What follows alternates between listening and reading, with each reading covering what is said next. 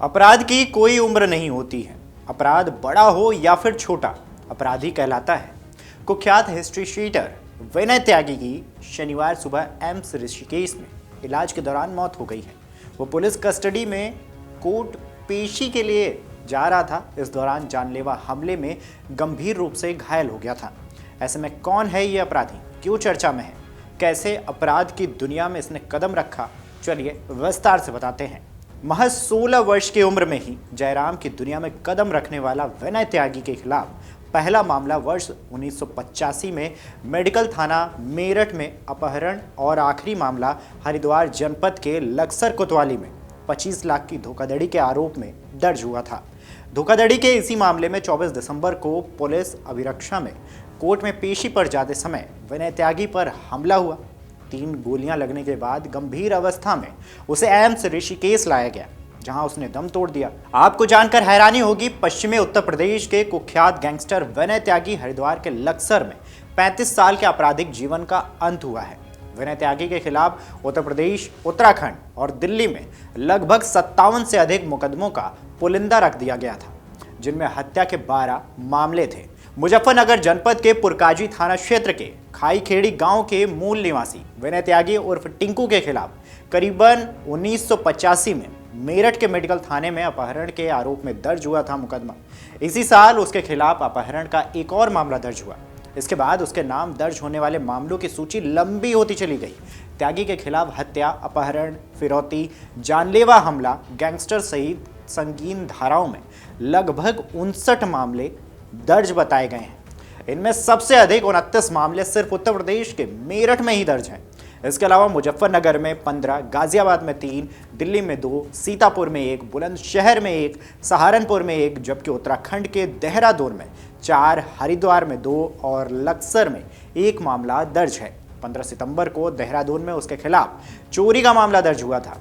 विनय त्यागी के खिलाफ आखिरी मामला 4 दिसंबर को लक्सर कोतवाली में उत्तर प्रदेश निवासी एक व्यक्ति के जमीन बेचने के नाम पर 25 लाख की हड़पने यानी कि धोखाधड़ी के आरोप में दर्ज हुआ था। इसी मामले में उसे 24 दिसंबर को बी वारंट पर लक्सर एजीएम कोर्ट में पेशी पर लाया जा रहा था। वहां दोपहर करीबन 1 बजे फ्लाईओवर पर शूटर सन्नी उर्फ शेरा व अजय ने उस पर अंधाधुंध फायरिंग कर दी। कम उम्र में ही अपराध की दुनिया में कदम रखने वाले गैंगस्टर विनय त्यागी को 16 वर्ष की उम्र में अपने सहपाठी को पीटने के मामले में बाल सुधार गृह भेजा गया था। वो जब लौटा तो उसने सुधरने के बजाय अपराध को ही पेशा बना लिया। साल 1985 में वह शरद त्यागी गिरोह में शामिल हुआ और इस बीच इसके बाद कुख्यात बदन सिंह बद्दो समेत तमाम बड़े लोगों के साथ उसका नाम जुड़ता चला गया। इस दौरान त्यागी पर रंगदारी नहीं देने पर मेरठ में अरोड़ा बेकरी के मालिक की हत्या, केबल कारोबारी शैलेंद्र पाल की हत्या, अजय जडेजा गिरोह के शूटर प्रवीण शर्मा और राजीव टेरी की हत्या के मामले दर्ज हुए।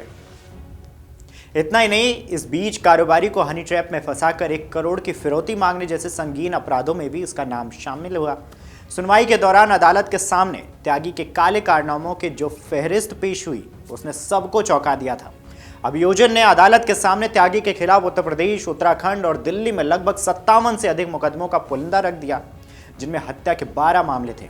एम्स ऋषिकेश में हिस्ट्री शीटर विनय त्यागी की मौत के बाद पुलिस लक्सर कोतवाली में दर्ज प्राथमिकी में हत्या की धाराएं शामिल करने की तैयारी कर रही है।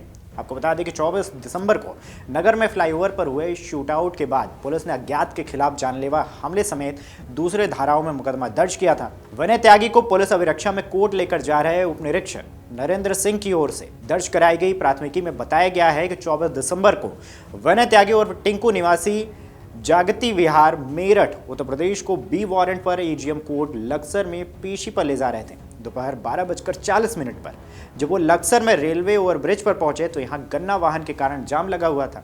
इस दौरान संजय पवार और हिमांशु चौधरी नीचे उतरकर जाम खुलवाने लगे। तभी बिना नंबर प्लेट की बाइक पर पीछे से आए 2 व्यक्तियों ने उन पर यानी कि विनय त्यागी पर ताबड़तोड़ फायरिंग कर दी। फायरिंग में वाहन में बैठा विनय त्यागी घायल हुआ। मामले में पुलिस ने अज्ञात के खिलाफ जानलेवा हमला करने, सरकारी कार्य में बाधा डालने समेत विभिन्न धाराओं में प्राथमिकी दर्ज की। इसके बाद 27 दिसंबर को इलाज के दौरान एम्स ऋषिकेश में विनय त्यागी की जान चली गई, जिसके बाद अब पुलिस पूरे मामले को हत्या की धाराओं में तरमीम करने की तैयारी कर रही है।